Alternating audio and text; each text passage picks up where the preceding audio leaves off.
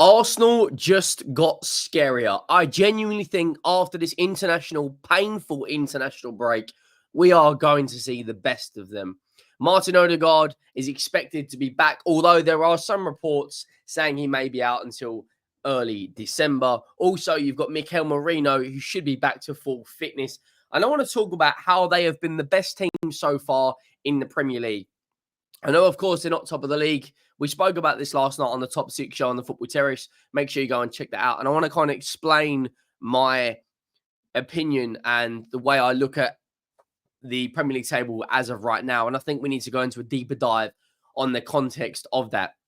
Make sure you go drop a like on the video if you haven't already. That would be greatly appreciated. And make sure you are subscribing to the channel. The road to 30,000 subscribers is well and truly on. We are less than 200 away from 28,000. So get down there, lock in, and join the community. Now, the Premier League table right now does not lie. Liverpool, statistically, are the best team in the league. But I kind of want to apply some context here because as fantastic as Liverpool have been, right?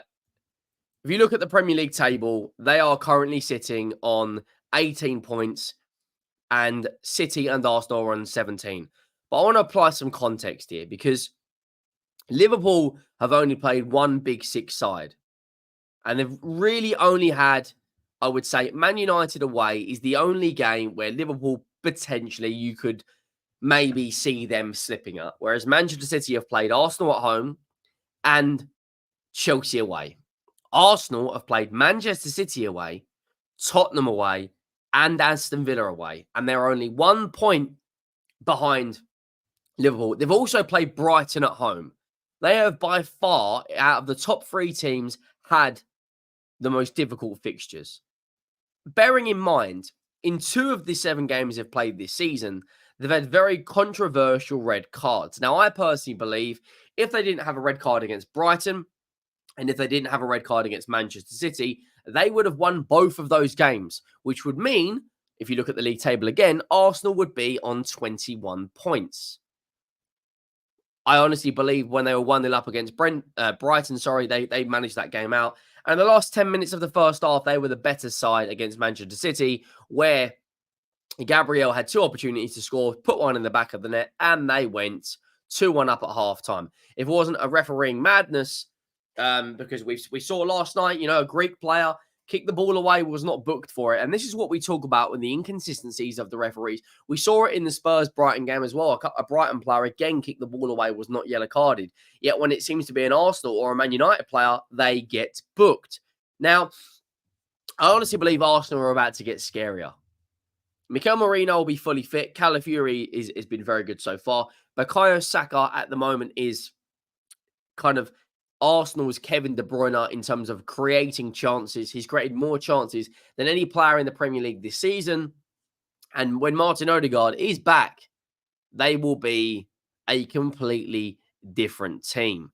They're scoring goals. They're keeping clean sheets. They've only conceded 6 goals in the league, which is less than Manchester City, less than Chelsea, less than Villa, less than Brighton, less than Newcastle, less than Fulham, less than Tottenham. The only team that has conceded less goals than them is, of course, Liverpool. Now, as well as Nottingham Forest are also on 6.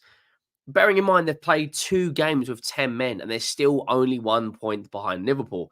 Now, I want to speak about Liverpool for a minute because the fixtures they've got after the international break is one to definitely pay attention to. They've got Chelsea at Anfield, Leipzig in Germany, Arsenal at the Emirates, Brighton at the Amex, Brighton at Anfield, Leverkusen in Germany, Villa at Villa Park, Southampton at the Mary Stadium, and Madrid at the Bernabeu.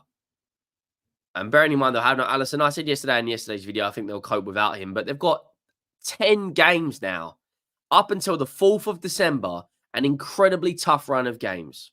And I expect Arsenal to maybe pull away from Liverpool.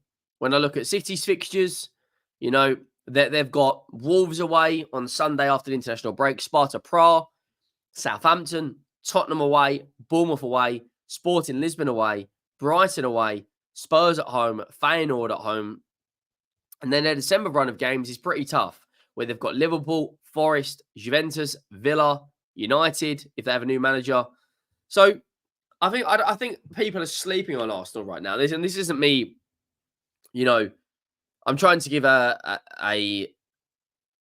completely an objective opinion down the middle where I call it as I see it. And right now, I think Arsenal are about to get scarier with Mikel Merino potentially going to be at full fitness after the international break, um with Martin Odegaard coming back soon.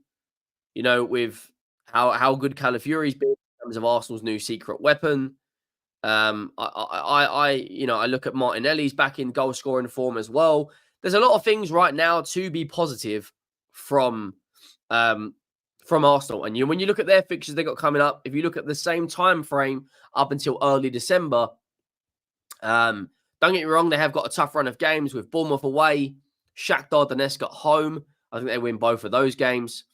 Liverpool at the Emirates, Preston away, Newcastle away, and their tough run of games is this run of games here. This Chelsea, Inter, Forest, Sporting, Newcastle. Don't get me wrong, they have got an incredibly tough run of games as well, but I think they beat Forest. I think they beat Sporting. I think they beat West Ham. I think they beat Man United. I think they beat Newcastle. It's Inter Milan and Chelsea, which are the question marks for me. But with Mikel Merino in the squad and with Odegaard coming back as well as Zinchenko, Tomiyasu, their bench at times this season has looked a little bit thin because of the injuries they have got. If you look at the bench they played against Southampton in that 3-1 win, Martinelli, Kivior, Tomiyasu, Trossard, Mikel Merino, Neto. Mikel Merino will be fully fit by then, and you potentially could add Partey or someone else to the bench when Merino comes in and Odegaard is back fully fit. So I honestly believe right now Arsenal are a really, really good side. They've had a great start to the season, and I think after the international break, they will get scarier.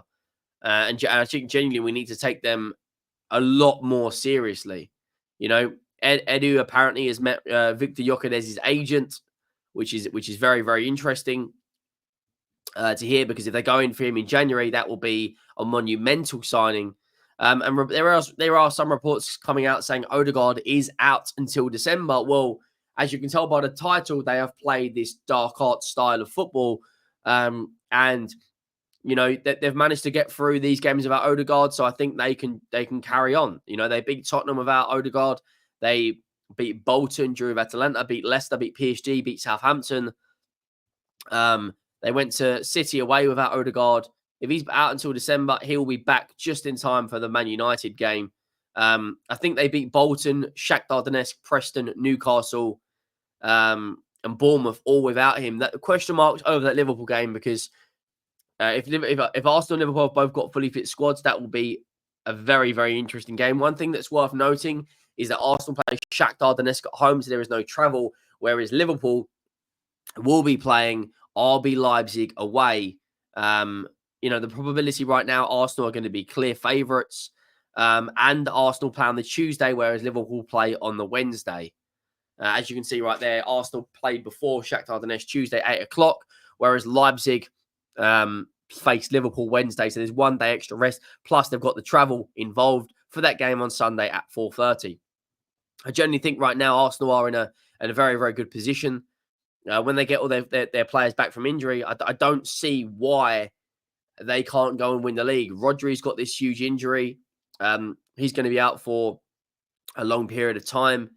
So let's just wait and see what happens with regards to these fixtures, because I think I'm going to be honest, guys. I think teams are sleeping on a lot of on a lot of these Arsenal players. Mikel Merino, when he's back and he's fully fit and firing, he's a very good player. We saw that last year for Real Sociedad.